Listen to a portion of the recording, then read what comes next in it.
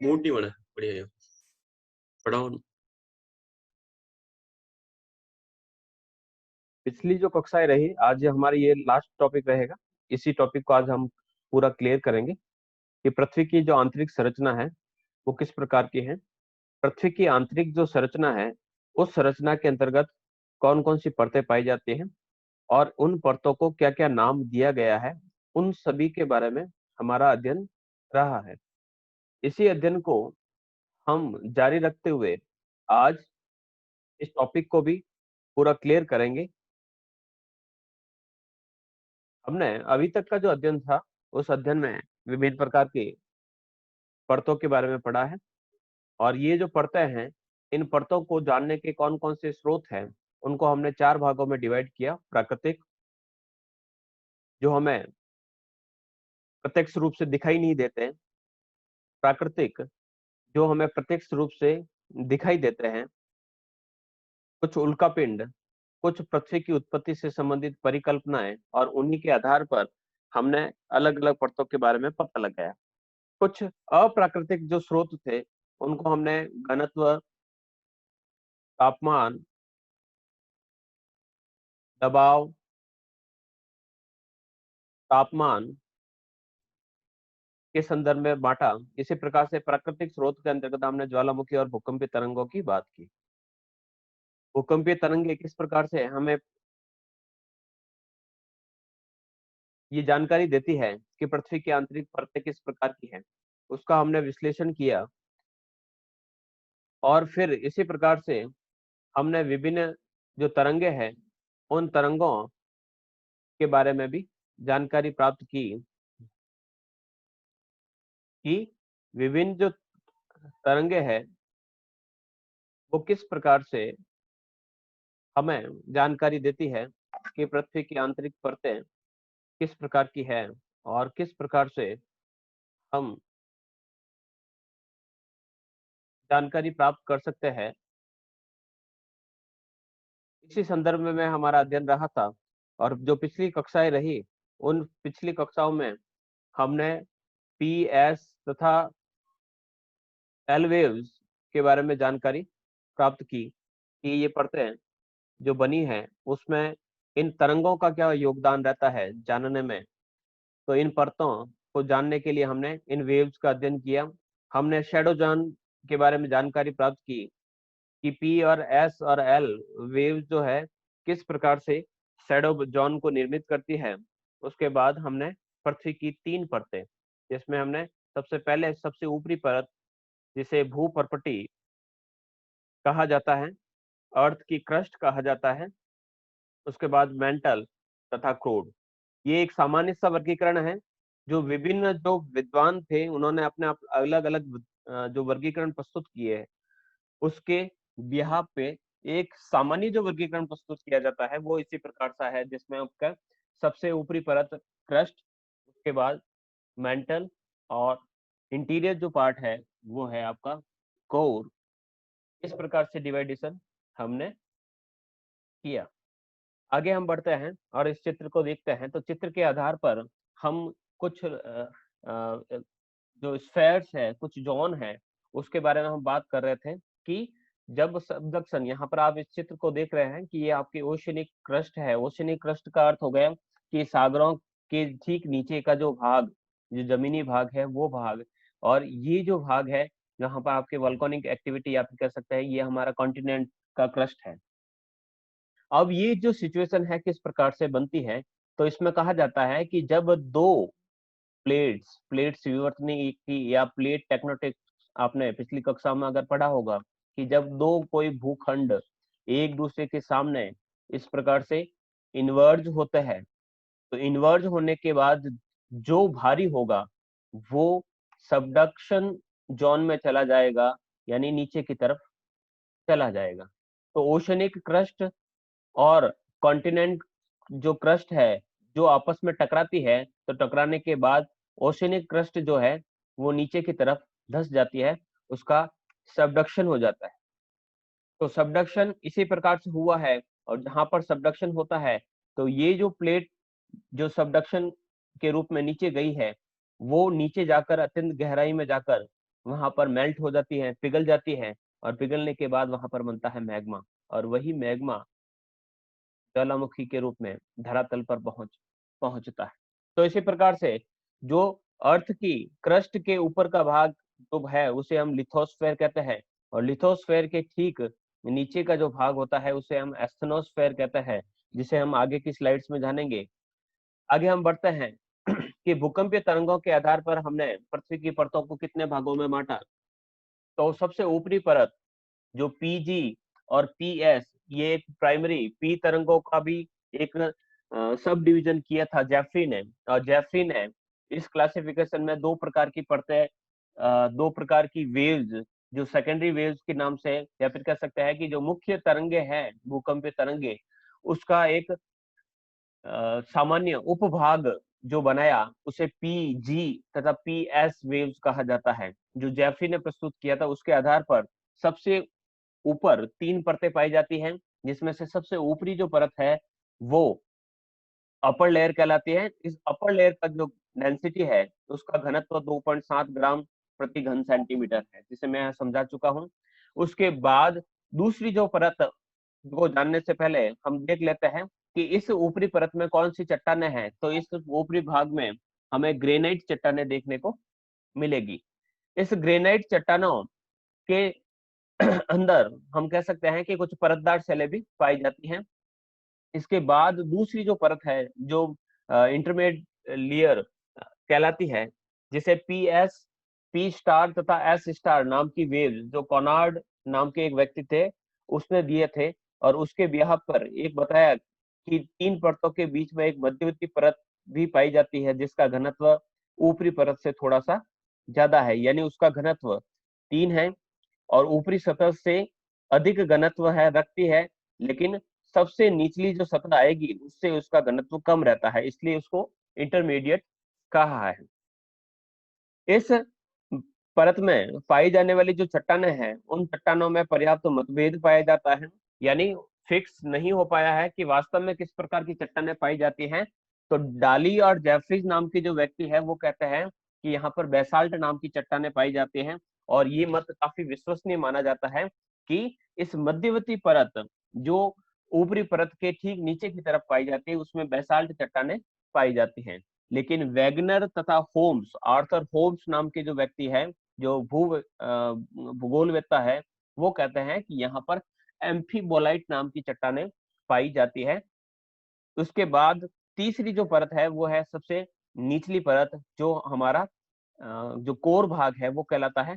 इसमें कहा जाता है कि यहाँ पर सबसे अधिक घनत्व वाली चट्टानें पाई जाती हैं, और इन चट्टानों में डूनाइट और पेरिडोटाइट नाम की चट्टानें निर्मित है, और ये जो भाग है धरातल से 2900 किलोमीटर की गहराई तक पाया जाता है। बात करें ग्रेनाइट चट्टानें, तो ग्रेनाइट चट्टानें किस प्रकार की होती है। तो ग्रेनाइट चट्टानों के बारे में आप जिस प्रकार से चित्र में देख पा रहे हैं, इस प्रकार की जो चट्टानें होती है जिसमें कुछ आपको क्रिस्टल्स नजर आएंगे, तो इस प्रकार के क्रिस्टल वाली जो चट्टानें होती हैं उसे हम ग्रेनाइट चट्टानें कहते हैं। जब हम एम्फीबोलाइट की बात करते हैं तो वैगनर और होम्स ने कहा है, तो एम्फीबोलाइट बोलाइट नाम की जो चट्टानें हैं वो इस प्रकार से दिखने में होती है। और तीसरी जो हम कह सकते हैं कि डूनाइट प्रकार की जो चट्टानें कहा है, तो डूनाइट प्रकार की जो चट्टानें होती है वो सबसे इंटीरियर पार्ट में इस प्रकार की पाई जाती हैं। यानी हम आधार पर कह सकते हैं कि पृथ्वी पर भूकंपीय तरंगों के आधार पर जो निष्कर्ष निकला उसके आधार पर हम कह सकते हैं कि जो सबसे ऊपरी परत है उसमें ये चट्टानें पाई जाती हैं, उससे भी अधिक गहरे भाग में ये चट्टानें पाई जाती हैं, और सबसे अधिक गहरे भाग में इस प्रकार की चट्टानें पाई जाती है। ऐसा भूकंपीय तरंगों के आधार पर हम निश्चित करते हैं। यहाँ पर आपको ये याद रखना है कि ये जो क्लासिफिकेशन है ये भूकंपीय तरंगों के आधार पर ही दिया गया है। जो सामान्य वर्गीकरण है जो आपको विशेष तौर पर याद रखना है वो है आपका सबसे ऊपरी जो परत जो है वो है हमारी क्रस्ट, दूसरे नंबर पर है आपके मेंटल, और सबसे अंतिम जो परत है वो कहलाती है कोर। ठीक है, आगे बढ़ते हैं हम आगे। नेक्स्ट स्लाइड में देखेंगे कि पृथ्वी का रासायनिक संगठन जो है उस संगठन के आधार पर हम परतों को कितने भागों में डिवाइड कर सकते हैं। ये सबसे इंपॉर्टेंट है, एडवर्ड स्वेस ने दिया है। हालांकि मैंने इसको आगे थोड़ा सा शॉर्ट में आपको समझाया है, इसी को हम एक बार वापस पुनः समझ लेते हैं कि एडवर्ड स्वेस ने पृथ्वी का जो रासायनिक संगठन के आधार पर पृथ्वी की जो परतें बताई है वो किस प्रकार से बताई है, इसमें हम बेसिकली सियाल, सीमा और नीफे को पढ़ेंगे, जिसको मैंने पहले क्लियर कर दिया है। यहाँ पर वापस हम इसी को वापस क्लियर करेंगे कि सबसे ऊपरी परत जो होती है उसे नाम दिया है सियाल, SIAL। ये जो परत है, ये परतदार सेलों के नीचे एक परत है जो ग्रेनाइट से निर्मित है। परतदार सेलों के नीचे एक ग्रेनाइट सेल है का अर्थ हो गया ये एक ऐसी चट्टान है जो आपके कह सकते हैं कि परतदार सेले जो यानी जो क्रस्ट के हैं, क्रस्ट के ठीक नीचे जो पदार्थ पाए जाते हैं वहां पर इस प्रकार की परत पाई जाती है जहां पर ग्रेनाइट, ग्रेनाइट क्या होता है जो हमने पिछली वाली स्लाइड में देखा है। तो परतदार सेले यानी क्रस्ट के नीचे जो ग्रेनाइट चट्टानों से बनी हुई जो चट्टान है उसे हम सियाल कहते हैं। सियाल परत के अंदर कौन कौन सी विशेषता है और क्या प्रकार से इसका नाम बना है, तो हम कह सकते हैं कि सिलिका तथा एल्यूमिनियम जो चट्टान है इसके अंदर पाई जाती है, इस प्रकार के खनिज तत्व पाए जाते हैं, उन दोनों को मिलाकर सिलिका से तो लिया गया है SI और एल्यूमिनियम से लिया गया है AL, यानी फर्स्ट टू लेटर्स को मिलाकर क्या बना दिया गया है, सियाल। तो ये जो सियाल परत है ये पृथ्वी की सबसे ऊपरी परत है और ये परत कितनी गहराई तक पाई जाती है, क्या घनत्व होता है, पढ़ते हैं आगे। इसका जो एवरेज जो डेंसिटी है वो 2.9 ग्राम पर घन सेंटीमीटर के आसपास पाया जाता है। 2.7 से लगाकर 2.9 के आसपास इसे माना जा सकता है। तो ये एवरेज डेंसिटी देता है। इससे पहले हमने जितनी भी जो क्लासेस ली है उसमें हमने देखा है कि टेम्परेचर, प्रेशर एंड डेंसिटी, ये जैसे जैसे हम डेप्थ में जाएंगे, हम गहराई की ओर जाएंगे, ये तीनों ही इंक्रीज होते हैं। इसलिए सबसे जो बाहरी परत है उस बाहरी परत का जो घनत्व है 2.9 है। जैसे हम आगे बढ़ेंगे तो आगे ये बढ़ता जाएगा। इसकी एवरेज जो डेप्थ है, इसकी एवरेज औसत गहराई जो है वो है 50 से 300 किलोमीटर की गहराई तक ये परत पाई जाती है। इस सियाल को हमने पहले जब पढ़ा था हमने देखा था कि इसकी जो मोटाई है महासागरों के नीचे कम पाई जाती है, महासागरों की तली के नीचे कम पाई जाती है, पर्वतों के नीचे बहुत ज्यादा अधिक पाई जाती है, और जो महाद्वीपीय भाग है उस महाद्वीपीय भागों से वो और अधिक कम पाई जाती है। यानी अगर एवरेज देखें तो हम इसको इस प्रकार से देख सकते हैं कि जो ओशन आपका जो भाग है वहां पर इसकी परत कम पाई जाती है और मैदानी भाग में इसकी थोड़ी सी, अगर एवरेज रूप में देखें, जैसे कि यहाँ पर मैं पानी बना देता हूँ तो पानी के नीचे ये आपको इतनी ही मोटी मिलेगी, लगभग 5 किलोमीटर के आसपास मिलेगी। लेकिन अगर पहाड़ों के नीचे देखें तो पहाड़ के नीचे ये जो डेप्थ है वो काफी इतनी इतनी बड़ी, लगभग 30 किलोमीटर या 100 किलोमीटर के आसपास देखने को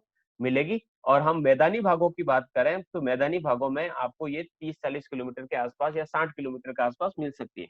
तो इस प्रकार से इसकी जो गहराई है वो अलग अलग भागों में अलग अलग प्रकार की पाई जाती है। ये सबसे पहली सबसे ऊपरी जो परत है जिसको सियाल कहा जाता है। और एडवर्ड स्वेस कहते हैं कि इस भाग में एसिडिक जो पदार्थ होते हैं, ये तेजाबी जो पदार्थ होते हैं वो पदार्थ बहुत अधिक मात्रा में यहाँ पर पाए जाते हैं। तो इस प्रकार से सियाल का उन्होंने वर्गीकरण किया है। ये सबसे बाहरी परत है। अगर पृथ्वी के ऊपर हम 3 गोले बनाए तो सबसे बाहरी जो परत होगी जिस पर हमारे महाद्वीप बने हुए हैं तो वो जो परत है वो कहलाती है। महाद्वीपों की रचना इसी भाग से हुई है, यानी जितने भी जो महाद्वीप हैं उन महाद्वीपों की रचना इसी भाग से यानी सियाल से बने हुए महाद्वीप हैं। पहाड़ पर्वत जितने भी हैं वो सारे के सारे इन महाद्वीपों से बने हुए हैं। नेक्स्ट बढ़ते हैं। दूसरी परत जो सियाल परत के नीचे पाई जाती है उसका नाम है Sima, SIMA। SI is equal to आपकी सिलिका, MA का अर्थ होता है मैग्नीशियम। तो जिस परत में सिलिका तथा मैग्नीशियम पदार्थों की अधिकता पाई जाती है उसे कहा जाता है सीमा। सिलिका क्या होती है, तो सिलिका आपके जो रेत होती है उस रेत को ही आपके सिलिका कहा जाता है। तो ये जो परत है वो पाई जाती है सियाल के नीचे, यानी जो सियाल जो परत है उस सियाल परत के नीचे जो सेकेंडरी जो परत पाई जाती है उसे कहा जाता है सीमा। इस चट्टान में कहा जाता है कि ये बेसाल्ट चट्टानों से निर्मित है। बेसाल्ट चट्टानें जो आपके ग्रेनाइट यानी ग्रेनाइट, बेसाल्ट, ये सभी इग्निस रॉक है, आग्नेय चट्टानें हैं बेसाल्ट के अंदर कह सकते हैं कि जो क्रिस्टल्स हैं वो रवे हैं, थोड़े से कह सकते हैं छोटे पाए जाते हैं। तो इस बेसाल्ट चट्टानों से इस सीमा का निर्माण हुआ है और कहा जाता है कि लावा का जो भंडार है, ये लावा के जो चैम्बर्स है वो इसी भाग में पाए जाते हैं और इसी भाग में आपको लावा की उत्पत्ति का क्षेत्र देखने को मिलेगा। इसका जो रासायनिक संगठन है, यानी इसके अंदर कौन कौन से रसायन पाए जाते हैं, तो रासायनिक संगठन की बात करें तो इस परत में आपको सिलिका तथा मैग्नीशियम जैसे पदार्थ देखने को मिलेंगे। एवरेज जो डेंसिटी है या औसत घनत्व की अगर हम बात करें तो 2.9 से लगाकर 4.7 ग्राम प्रति घन सेंटीमीटर के आसपास होता है और इसकी जो डेप्थ है 1000 से 2000 किलोमीटर के आसपास होती है। प्रति घन सेंटीमीटर को हमने कहा था कि ये सेंटीमीटर यानी 1 सेंटीमीटर बाई 1 सेंटीमीटर का अगर हम क्यूब बनाए तो उसका जो वजन होगा वो 2.9 ग्राम के आसपास होगा। अगर 1 सेंटीमीटर यानी इस घन की सभी भुजाएं मैं 1 सेंटीमीटर बाई 1 सेंटीमीटर की रखूं, या जिस प्रकार से हमारा जो पासा होता है उस पासे का आकार अगर 1 सेंटीमीटर बाई 1 सेंटीमीटर का है और उसका ग्राम जो वजन है वो 2.9 ग्राम से 4.7 ग्राम के आसपास है, तो हम कह सकते हैं कि वह पदार्थ सीमा से लिया गया है। जैसे जैसे डेप्थ में जाएंगे ये डेंसिटी इंक्रीज होगी, टेम्परेचर इंक्रीज होगा और प्रेशर भी वहां पर इंक्रीज होगा। यहाँ पर कैल्शियम, मैग्नीशियम तथा लोहे के सिलिकेट देखने को मिलते हैं। तो ये आपकी दूसरी परत है जिसे हम सीमा कहते हैं। तीसरी जो सबसे अंतिम जो परत है उसे कहा जाता है नीफे। नीफे NiFe, Ni से बनता है निकेल और Fe से बनता है फेरियम। ये सबसे निचली परत है, यानी सबसे इंटीरियर पार्ट में जहां हम कोर की बात करते हैं, तो कोर वाली जो परत है वो कहलाती है नीफे। निकल तथा फेरियम से इसका निर्माण हुआ है। निकल और फेरियम, फेरियम की बात करें तो चुंबकीय जो पदार्थ होते हैं वो फेरियम से ही बने हुए होते हैं। इसका घनत्व सबसे अधिक होता है और ये 11 ग्राम प्रति घन सेंटीमीटर होता है। यानी 1 सेंटीमीटर का अगर सेंटीमीटर बाई सेंटीमीटर का अगर हम क्यूब ले तो उसका जो वजन है 11 ग्राम तक होगा, यानी सबसे भारी पदार्थ यहाँ पर पाए जाते हैं। आगे बढ़ते हैं। यह अंतरतम, अंतरतम यानी कोर, कोर में लोहे की उपस्थिति को सुनिश्चित करती है कि जो पृथ्वी का इंटीरियर जो पार्ट है वो लोहे से बना हुआ है, यानी वहां पर चुंबकीय पदार्थ पाए जाते हैं। इसी कारण जो बैलेंस है पृथ्वी का निरंतर बना रहता है और इसी चुंबकीय पदार्थ के कारण इस प्रकार की स्थिति रहती है। तो इस प्रकार से तीन प्रकार की यहाँ पर हमने परतों की बात की।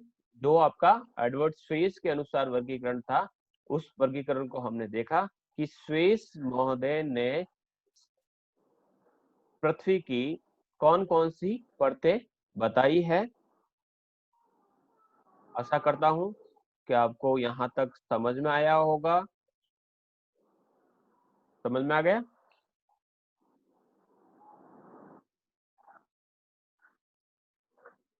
करते हैं हम आगे।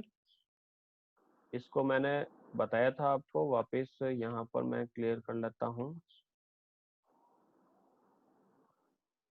हाँ, बोर्ड पे चलते हैं और व्हाइट बोर्ड के माध्यम से हम इसको समझ लेते हैं। ये 3 परतें मैंने बनाई हैं। 3 परतों के बारे में आप कह सकते हैं। सबसे एक परत, बीच में हम बना देते हैं एक दूसरी परत, सबसे अंदर का जो भाग है वहां पर बना देते हैं हम तीसरी परत। तो इस प्रकार से एडवर्ड जो स्वेस है वो 3 प्रकार की परतें बताते हैं। उसमें सबसे बाहरी जो परत है इसको इसको तो वो कहता है ये है सियाल। इस परत की बात करता है तो वो कहता है ये है सीमा। और सबसे इंटीरियर जो पार्ट है उसे कहता है ये नीफे। तो इस प्रकार से 3 परतें जो हैं वो पृथ्वी के अंदर रासायनिक संगठन के रूप में पाई जाती हैं। ऐसा कौन कहते हैं? स्वेस कहते हैं। स्वेस महोदय के अनुसार पृथ्वी का रासायनिक संगठन इस प्रकार से पाया जाता है। नेक्स्ट चलते हैं। नेक्स्ट कुछ विद्वान हुए, थोड़ा सा स्पीड में चलूंगा, थोड़े से गौण भाग है, ये केवल याद रखिएगा, ठीक है। डाली महोदय, डाली भी एक विद्वान हुए हैं, उन्होंने भी इस प्रकार से इन परतों के बारे में अपना क्लासिफिकेशन प्रस्तुत किया है, और उस क्लासिफिकेशन के अनुसार सबसे बाहरी जो परत होती है उस परत को हम कहते हैं आउटर जोन या बाहरी परत, ठीक है। बाहरी परत, बाहरी परत के आधार पर ये कहते हैं कि जो बाहरी परत होती है वो सिलिकेट से बनी हुई है। यहाँ पर इसका जो औसत घनत्व जो है वो पाया जाता है 3 के आसपास, और मोटाई जो है इसकी 1600 किलोमीटर के आसपास देखने को मिलती है। मध्यवर्ती परत जो इंटरमीडिएट जोन के नाम से जाना जाता है, ये लोहे और सिलिकेट से पदार्थों के मिश्रण से बना है। इसका घनत्व 4.5 ग्राम से 9 ग्राम प्रति सेंटीमीटर क्यूब या घन सेंटीमीटर के आसपास पाया जाता है। मोटाई जो है 1280 किलोमीटर के आसपास पाई जाती है। तीसरी जो परत है वो कहलाता है सेंट्रल जोन या केंद्रीय भाग। इस केंद्रीय भाग के अंतर्गत इसे, ये पृथ्वी की सबसे आंतरिक परत है जो ठोस रूप में है, लोहे से निर्मित है और घनत्व 11.6 के आसपास पाया जाता है। अगर हम स्वेस से इसकी तुलना करें तो हम कह सकते हैं कि स्वेस ने जिसे सियाल कहा है उसे डाली बाहरी परत कहते हैं, या फिर डाली इस परत को क्या कहते हैं, आपके स्थल मंडल या लिथोस्फेयर के नाम से जानते हैं। मध्यवर्ती पर्वत जिसे हम स्वेस ने सीमा कहा है या इंटरमीडिएट जोन डाली ने कहा है, उसे दुर्बलता मंडल या एस्थेनोस्फेयर के नाम से जाना जाता है। तीसरी जो परत है वो आपके केंद्रीय भाग कहलाता है। उस केंद्रीय भाग को सेंट्रोस्फेयर या केंद्रीय भाग कहा जा सकता है, या स्वेस के अनुसार उसे निफे के नाम से जानते हैं। इसकी मोटाई 7040 किलोमीटर के आसपास होती है। फिर हम जेफरीज के अनुसार, जेफरीज क्या कहता है, जेफरीज कहता है उन्होंने भूकंपीय लहरों के आधार पर तरंगों के बारे में बताया। मैंने कहा था कि जेफरीज जो था, उस जेफरीज ने कुछ परतों जो भूकंपीय तरंगें होती है उन तरंगों के आधार पर उन्होंने अपना ये क्लासिफिकेशन दिया, और उन्होंने प्रथम द्वितीय तृतीय और चतुर्थ इस प्रकार से 4 परतें उन्होंने बताई है कि पृथ्वी की जो गहराई है उसमें जाते हुए हमें 4 परतें मिलेगी। सबसे बाहरी जो परत है उसमें परतदार चट्टानें पाई जाएगी, दूसरे में ग्रेनाइट मिलेगी, तीसरे में थैचिलाइट और डायोराइट नाम की चट्टानें मिलेगी, और जो चौथी परत होगी उसमें डूनाइट और पेरिडोटाइट और इक्वेलोजाइट नाम की चट्टानें देखने को मिलेगी। इन चट्टानों के जो चित्र है मैंने पिछली वाली स्लाइड में आपको दिखाए हैं। फिर है वान डर ग्रांट, ठीक है, ये भी एक रूस के वैज्ञानिक है। उन्होंने कहा कि आपने जो परत बताई है तो परतें कितनी बनाई, इन्होंने भी 4 बताई है। सबसे ऊपरी जो परत है जिसे ये सियाल या क्रस्ट कहते हैं, अब इसकी जो मोटाई है सबके अलग अलग पाई जाती है। डेंसिटी की बात करें तो ये कहते हैं कि 2.7 से 2.9 के आसपास। अगर वान डार ग्राफ का अगर वर्गीकरण देखें तो स्वेस से काफी मिलता जुलता है। ये कहते हैं कि सियाल जो है वो महाद्वीपों के नीचे, महाद्वीपों के नीचे इस परत की जो मोटाई है वो 60 किलोमीटर के आसपास पाई जाती है, यानी 60 किलोमीटर के आसपास इसकी मोटाई देखने को मिलेगी। और फिर हम बात करते हैं दूसरी जो परत है या इसी परत का जो भाग है, तो आंध्र महासागर के नीचे 20 किलोमीटर और प्रशांत महासागर के नीचे 0 किलोमीटर के आसपास पाया जाता है, यानी वहां पर परत पाई नहीं जाती है, सियाल वहां पर लुप्त हो जाता है। इसी प्रकार से फिर पहली परत हो गई आपकी सियाल क्रस्ट, दूसरी उन्होंने बताया इनर या आंतरिक, उसकी जो मोटाई बताई है वो 60 से 1140 किलोमीटर, डेंसिटी उसका है 3.1 से लगाकर 7.5, ठीक है। यहाँ पर जो पदार्थ पाए जाते हैं वो सिलिकेट और मेंटिल का जो भाग है वो इस सीमा के अंतर्गत या इस आंतरिक परत के माध्यम से जाना जा सकता है। फिर तीसरी जो परत है जिसको नाम दिया सिलिकेट, 1140 से लगाकर 2900 किलोमीटर की डेप्थ तक पाई जाती है, और इसका जो डेंसिटी है वो धीरे धीरे जिस प्रकार से मैंने कहा कि प्रेशर, टेम्परेचर एंड डेंसिटी ये डेप्थ में की ओर जाने पर इंक्रीज होगा। देखिएगा 2.75 है, वहां से 3.1 हुआ, फिर 4.75 हुआ, और लास्ट में इंटीरियर पार्ट में जाते हुए 11 to 13 तक ये पहुंच जाता है। इस प्रकार से उन्होंने सबसे आंतरिक जो परत है उसको धातु केंद्र के नाम से कहा है, और ये 2900 किलोमीटर से लगाकर 6371 किलोमीटर के आसपास पाई जाती है। ये किलोमीटर वाला मैंने बताया था आपको कि अगर हम अर्थ के इंटीरियर पार्ट को इस प्रकार से डिवाइड करें, तो डिवाइड करने के बाद अगर हम देखेंगे तो सबसे जो बाहरी जो भाग है वो क्रस्ट आपके 30 से 100 किलोमीटर के आसपास मान सकते हैं। 2900 किलोमीटर की जो डेप्थ है, 2900 किलोमीटर पर तक आपका आ जाता है मेंटल टावर। मेंटल के बाद 5100 किलोमीटर के आसपास आ जाता है आपका आउटर कोर, और 6371 तक पहुंचने पर आपको यहाँ पर मिलेगा आपका इस पृथ्वी का केंद्र भाग। इसको हम इस प्रकार से मैं बता देता हूँ। हम बात कर रहे हैं जैसे कि मैं इस पृथ्वी को बना रहा हूँ और पृथ्वी का ये केंद्र भाग, और यहाँ से मैं अगर स्लाइड काटता हूँ तो इस प्रकार की जो स्थिति है मुझे देखने को मिलेगी पृथ्वी के आंतरिक भाग की ओर जाने पर। फिर आर्थर होम्स भी आए, उन्होंने भी अपना एक वर्गीकरण प्रस्तुत किया और उन्होंने दो परतें मानी। उन्होंने कहा कि सबसे बाहरी जो परत है वो है क्रस्ट, जिसको या जिसकी जो रचना है वह ऊपरी यानी आपके आउटर जोन और इंटरमीडिएट जोन को मिलाकर इस परत का निर्माण होता है। और इस भाग में सियाल का भाग, सियाल पूरी की पूरी इसी में शामिल है, और जो सीमा का जो ऊपरी भाग है वो इसमें अंदर शामिल होता है। दूसरी जो परत होती है, सबसे पहले तो गई क्रस्ट, क्रस्ट के बाद दूसरा जो परत है वो उसने नाम दिया सबस्ट्रेटम या अध स्तर। ये नाम बार बार आएगा, अध स्तर या सबस्ट्रेटम। और इसका निर्माण उसने कहा है कि सीमा का जो लोअर पार्ट है उससे इसका निर्माण हुआ। तो इन्होंने दो परतें बताई है। इसको हम यहाँ पर समझ लेते हैं कि दो परतें किस प्रकार से बताई है। तो यहाँ पर इन्होंने दो परतें ही बताई है। दो परतें किस प्रकार से बनी है कि अगर इसका हम वर्गीकरण करें आर्थर होम्स के अनुसार, तो आर्थर होम्स कहता है कि एक परत तो है जिसका नाम है क्रस्ट। ये क्रस्ट जो है वो बनी हुई है आपके ऊपरी परत, और इसमें कुछ भाग जो है वो मिला हुआ है आपके सियाल और सीमा का। ये दो परतें हैं। तो दो परतें, सबसे ऊपरी जो परत है उसको तो ये नाम देते हैं क्रस्ट, होम्स के अनुसार कह देते हैं। ये तो हो गया हमारा क्रस्ट। और ये जो भाग है उसको ये कहते हैं अध स्तर या सबस्ट्रेटम, क्रस्ट एंड सबस्ट्रेटम। इस प्रकार से वो परतें बताते हैं पृथ्वी के आंतरिक भाग की आर्थर होम्स।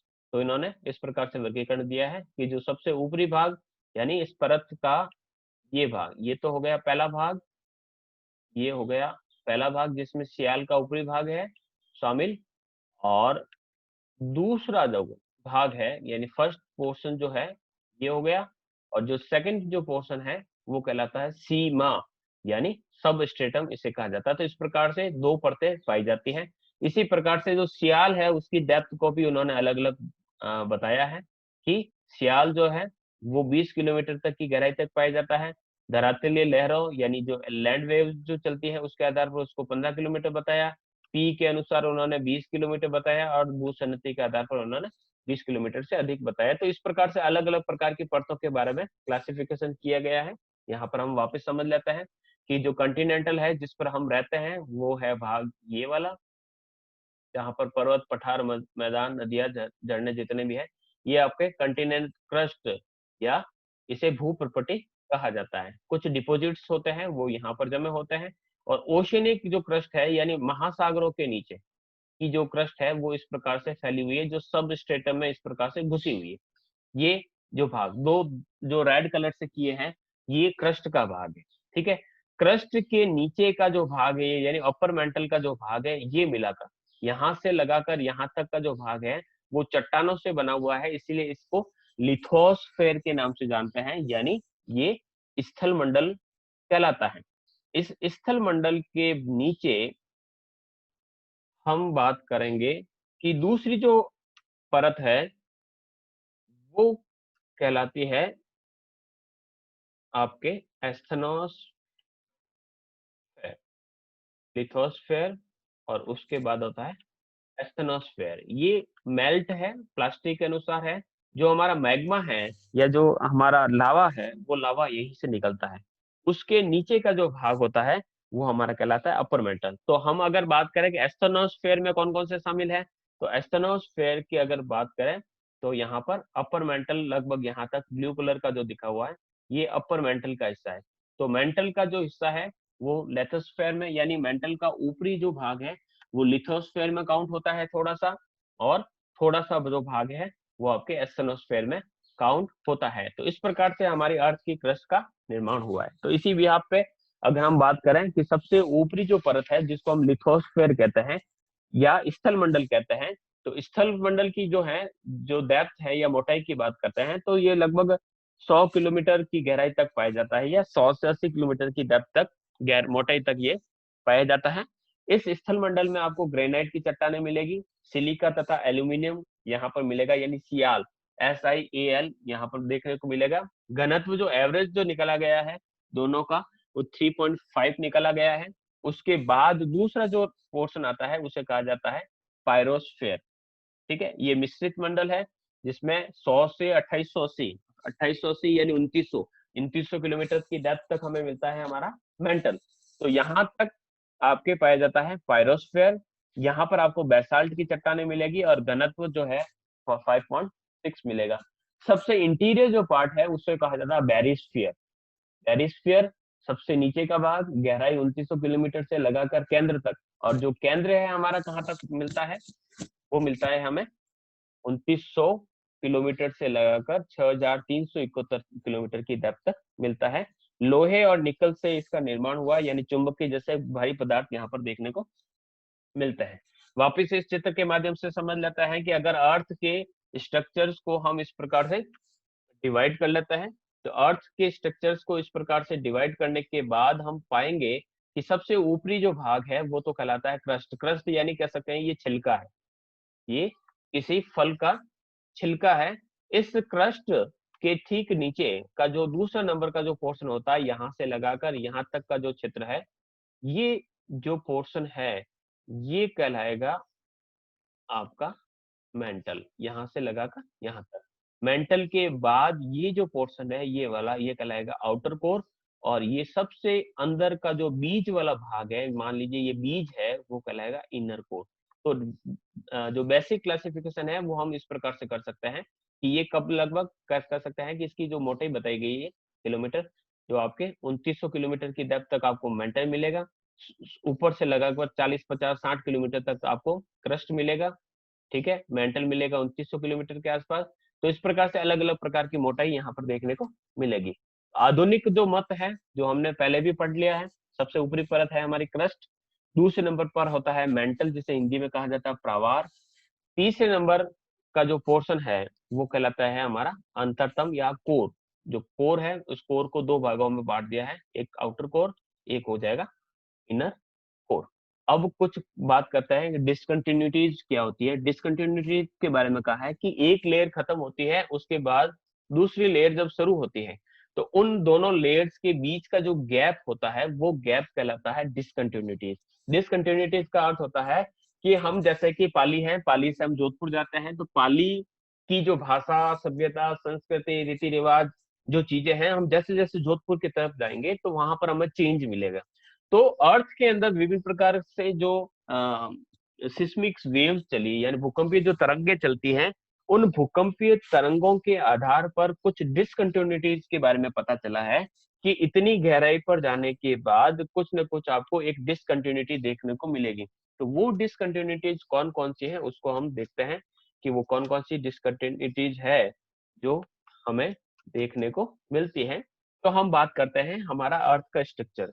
देखिएगा, हम यहाँ लिथोस्फेयर की बात करते हैं, या फिर हम यहाँ पर ये कर लेते हैं, ये है हमारा क्रस्ट। ठीक है, हम क्रस्ट की बात करते हैं तो क्रस्ट का ये जो ऊपरी भाग है, ये ऊपरी भाग जो होता है उस ऊपरी भाग को हम कहते हैं क्रस्ट। ठीक है, क्रस्ट जो बना हुआ किसका बना हुआ है, सियाल का बना हुआ है। इस सियाल का कुछ हिस्सा, हमने कहा कि डेप्थ अलग अलग होती है, देखिएगा या महाद्वीपीय भागों की अगर बात करें तो यहाँ पर इसकी जो डेप्थ है वो काफी अधिक है। अगर हम अंडर सी वाटर के ठीक नीचे की तरफ देखें तो इसकी जो डेप्थ है वो आपको यहाँ पर कम देखने को मिलेगी। तो सियाल की मोटाई सब जगह अलग अलग पाई जाती है। तो क्रस्ट में ही हम यहाँ तक पहुंचते हैं, यहाँ से इतनी गहराई पर। इस गहराई के बाद यहाँ पर एक डिसकंटिन्यूटी देखने को मिलती है जिसे कहा जाता है कॉनराड डिसकंटिन्यूटी। कॉनार्ड डिसकंटिन्यूटी, याद कर लीजिएगा इसको अच्छी तरीके से कि कॉनार्ड डिसकंटिन्यूटी कहाँ पाई जाती है। तो इसको हम इस प्रकार से डिफाइन कर सकते हैं कि अपर क्रस्ट एंड लोअर क्रस्ट का जो बीच का भाग है वहां पर क्या पाई जाती है, कॉनराड डिसकंटिन्यूटी। यानी इसको क्रस्ट को हमने दो भागों में डिवाइड कर दिया, एक अपर क्रस्ट हो गया, एक हो गया लोअर क्रस्ट। दोनों के बीच में डिसकंटिन्यूटी पाई जाती है, उसे कहा जाता है कॉनार्ड। इसी प्रकार से सेकंड वन जो है वो कहलाती है मोहो डिसकंटिन्यूटी, मोहॉर्विक डिसकंटिन्यूटी, मोहॉर्विक असंबद्धता। ये कहां पर पाई जाती है, तो हमने इसको डिफाइन किया है कि आपके मोहॉर्विक क्रस्ट तथा मेंटल, यहां से देखिएगा मेंटल शुरू हो जाता है, ये जो भाग है ये आपके सीमा जिसे मेंटल कहते हैं। मेंटल को हमने दो भागों में बांट दिया, एक अपर मेंटल, एक हो जाएगा लोअर मेंटल। जो डिसकंटिन्यूटी मेंटल और क्रस्ट के बीच में पाई जाती है, मेंटल और क्रस्ट के बीच में पाई जाती है, उसे कहा जाता है मोहो डिसकंटिन्यूटी, मोहॉर्विक डिसकंटिन्यूटी जो पाई जाती है मेंटल तथा क्रस्ट के बीच में। या फिर हम इसको इस प्रकार से भी डिफाइन कर सकते हैं कि अपर मेंटल तथा लोअर क्रस्ट के बीच में जो डिसकंटिन्यूटी पाई जाती है उसे कहा जाता है मोहॉर्विक डिसकंटिन्यूटी। इसके बाद हम थर्ड वन जो डिसकंटिन्यूटी है उसके बारे में बात करते हैं कि अगर मेंटल के बीच में ही अगर हम डिसकंटिन्यूटी की बात करें तो तीसरे नंबर की जो डिसकंटिन्यूटी आती है उसे कहा जाता है रैपिटी। तो रैपिटी डिसकंटिन्यूटी कहाँ पाई जाती है, तो मेंटल के बीच में ही पाई जाती है। तो अपर मेंटल और लोअर मेंटल के बीच में जो डिसकंटिन्यूटी पाई जाती है उसे कहा जाता है रैपिटी। ठीक है, इसी प्रकार से तीसरी जो डिसकंटिन्यूटी फोर्थ नंबर की जिसे कहा जाता है गुटेनबर्ग। अब गुटेनबर्ग कहाँ है, तो आप देखेंगे यहां से हमारा कोर शुरू हो जाता है। तो कोर भाग के बीच में यानी मेंटल तथा कोर के बीच की जो डिसकंटिन्यूटी पाई जाती है उसे कहा जाता है गुटेनबर्ग डिसकंटिन्यूटी या गुटेनबर्ग असंबद्धता। इसको हम इस प्रकार से भी कह सकते हैं कि ये डिसकंटिन्यूटी जो है लोअर मेंटल तथा आउटर कोर के बीच में पाई जाती है। या फिर इसे इस प्रकार से भी कह सकते हैं कि ये डिसकंटिन्यूटी पाई जाती है आपके मेंटल तथा कोर के बीच में। और सबसे लास्ट वन जो है वो है लेहमन डिसकंटिन्यूटी, वो पाई जाती है आपके कोर के बीच में ही, आउटर कोर और इनर कोर के बीच में जो डिसकंटिन्यूटी पाई जाती है वो कहलाती है आपके लेहमन डिसकंटिन्यूटी। इसी प्रकार से ऊपर का जो भाग है उसको लिथोस्फेयर, उसके बाद जो दुर्बलता मंडल होता है उसको एस्थेनोस्फेयर कहते हैं, जो बीच का भाग जो मेंटल में होता है उसे हम मिजोस्फेयर या मध्य मंडल कहते हैं, और सबसे आंतरिक जो भाग होता है उसे हम कहते हैं स्फीयर। आई होप यहाँ तक समझ में आया होगा। मीटिंग खत्म हो जाएगी। डिसकंटिन्यूटी का एक चित्र मैं आपके सामने यहाँ पर रख लेता हूँ। ये डिसकंटिन्यूटीज और डिसकंटिन्यूटीज के बाद हमारा यहाँ पर आज की क्लास समाप्त होती है। लिंक मैं आपको शेयर कर दूंगा और उस लिंक को